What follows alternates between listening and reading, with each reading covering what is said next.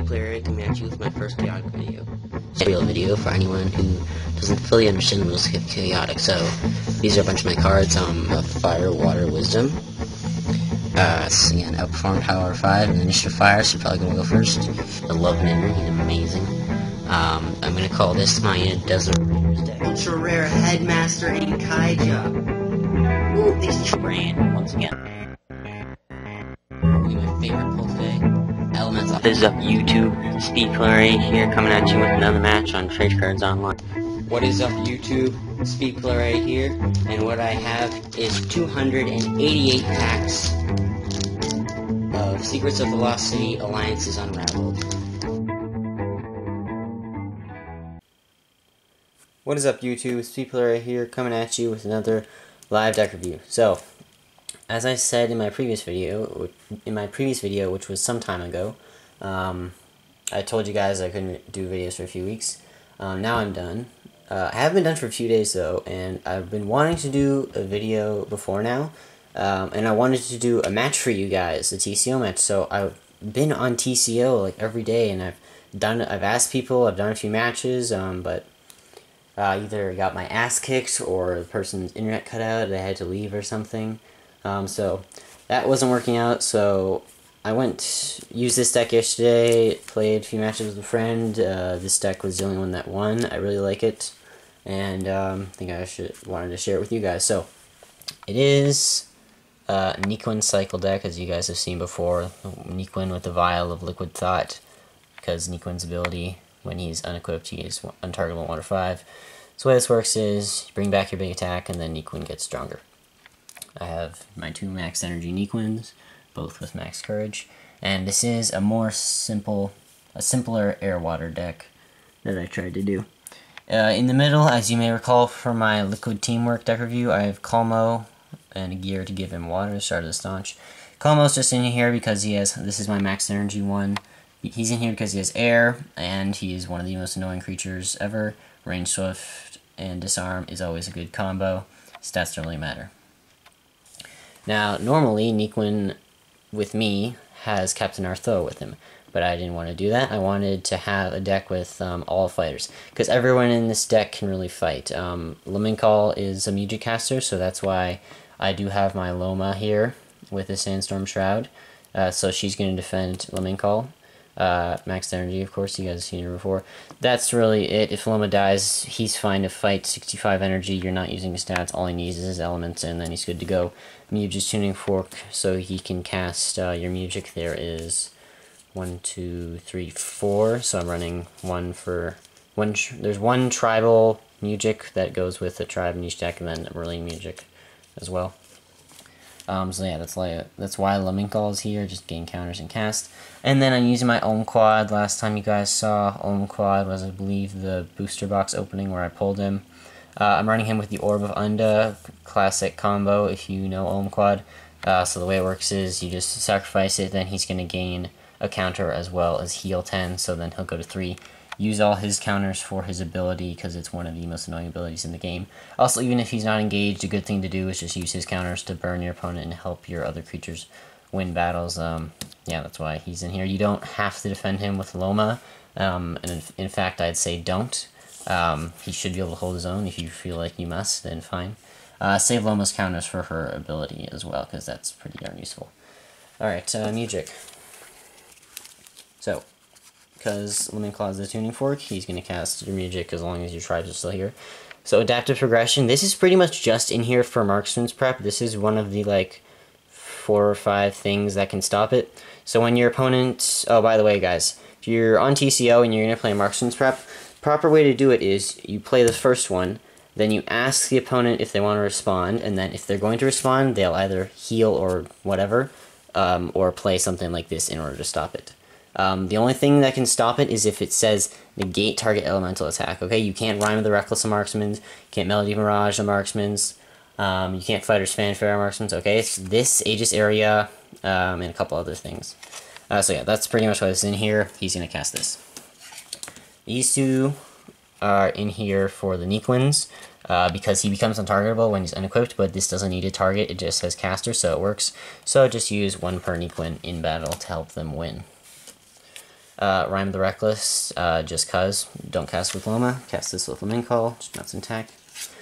Trills, always a useful music, as long as Colonel's still around, then you're going to cast this. Really helpful when you're fighting really anybody. And lastly, Denial Refrain, just for Refrain. The one downfall to this deck is you don't have really any counters to use off the start, because the only things the Neekwins are going to be able to cast are those. So if you want, I guess you can use an Overworld Refrain and then cast that with Loma. But I just like this. I'm not too worried about music in the early game. Just 3 attacks and then you should be good. Plus people often have flutes, so you can always get that. If it's in the early game and they're stacking their flutes, maybe put 1 on Lamencall just to get yourself started, but if it's later, he's probably going to have a bunch of counters. Any other counters you're going to gain should go to Olmclad and use them on his ability, because it's really useful. Okay, that was the music. Let's go into the attacks. Like I said, this is a very simple deck. I've only got 4 zeros in here, and they're right here. So 2 Vapor Wipeout to gain air in case of Newman's, and 2 Fluid Flame to gain water in case of Newman's or Aze as well, because you really need your elements. This is an element deck. Outfreeze for water, in case you need Wisdom for a Gan Track or something. There's something in the location deck for Servant of Ani, but if you're afraid of Servant of Ani, you can run a Mineral Mayhem instead, but I figure if you're going to worry about a Servant of Ani for every element deck, then it kind of takes the fun out of it. Riptide, just for water, and 25 courage is always good. Marksman's, like I mentioned previously, can only be stopped with Adaptive Percussion and a couple other things. And it's good for 30 damage. 2 Air Assault. 2 Essential Evaporation, air and water. Same deal with Unsanity. I put this in here because, well, it's one of the only other air-water attacks. Also, the Neekwins have decent Wisdom, so they could do 20. Otherwise, Loma has 80, one of the Neekwins has 80. Otherwise, feel free to discard this with the Twisters that become, so they have 10 or 20 with that, and it's water attack. Flood Force for 15, water. The Twisters are in here, classic Neekwin cycle. You guys know how this works. So everybody should be able to use this ability. You look in your attack deck, take out 3, and shuffle. The reason this works with big attacks is you get rid of if the attack deck is smaller, the chance of getting your big attack is greater, and then shuffling it just, could either increase or decrease your chances of getting a good attack, depending. Shuffling is, never really a bad thing. It could be. But anyways, 2 of those, so you can remove all your zeros plus some other stuff. Primal Smash for 20, and Super Cold Rain is your big attack. And I'll get into a little bit of finer strategy at the end, right after the locations. So, location deck. Running a Lake Kenepo, kind of because of Servant of Ani, but also this stops expend or element gaining. The 3 most annoying expenders are Donmar, Tablet Translator, Omar Parathon Racer, and Ifchan, so that'll stop them. Also, if your opponent is running an elemental deck or somebody just has gear gives them an element, this will stop them. Protect your elements as well. Riverlands, just because you have water, so you want to get that heal, then Neekwin's good chance of getting initiative. 2 Condensation Ceremony. You're going to be using the vials to bring back Super Cooled Rain, so you're probably going to be removing at least 12 counters over the course of the game, depending on whether or not your opponent gets the attack. So you're going to be removing counters, and as well, even if you hadn't gotten Super Cooled Rain yet, this will stop your opponent from casting music if they don't have water. Because we have vials, you want 2 Bottles Arsenal to bring them back and use them again. This also works with the Orb of Unda, so if you sacrificed it and this comes up and you want to use Olmclad again, just use these to bring them back and he'll get his gear back, and that's always good. Or any gear really, but the main purpose is for the vials. I'm running 2 Mipin Mirage, or Mipin Valley rather. It's an air-water location, water initiative. Creatures to the air do not flip their battle gear at the start of combat. So the way this works is you have to attack somebody whose gear is face down, and then if they don't have air, their gear will stay face down. If their gear is already face up, this does nothing, but it can be a good strategic thing if you get it at the right time. Also, just plain initiative is nice. I'm running 2 Everrain. You can't run Skeletal Springs in this deck because you have a Fluid Morph, so that's not going to work. So Everrain, you just basically water 5. Even if you don't have water, you still get the water damage, so that's nice. Earth reduced by 5 is also nice. I ran this over a couple other things because of initiative. I like to get initiative first, But if you're not too worried about initiative, and this has an overall better effect for you, so if you're not worried about initiative, you can use this Storm Tunnel Flooding. The reason I don't is because these guys have really low speed.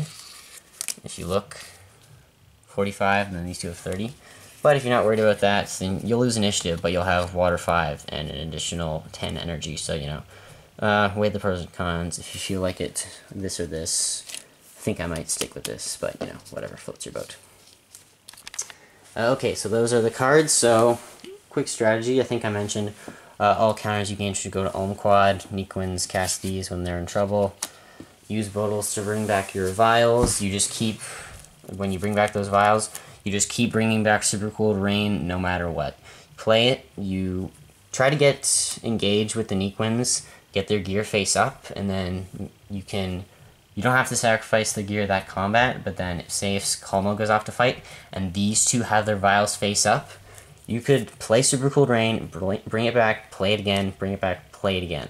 This is going to take your opponent down, even if they have 0 armor, 320 damage hits, you're removing counters, stops music, stops abilities, and that's why this is really good.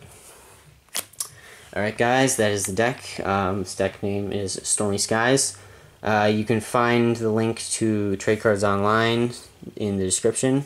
Oh, another thing, we hit 1,000 signatures on the Save Chaotic petition recently. I think it's a really big accomplishment, and if you find yourself saying what petition, Speed Player A, then that link will be in the description as well, so go sign it if you haven't. Oh yeah, on Saturday, June 27th, there is going to be a tournament on TCO starting at 11 o'clock US Central Time. So if you're interested in that, link in the description as well. Lots of links in the descriptions for you guys.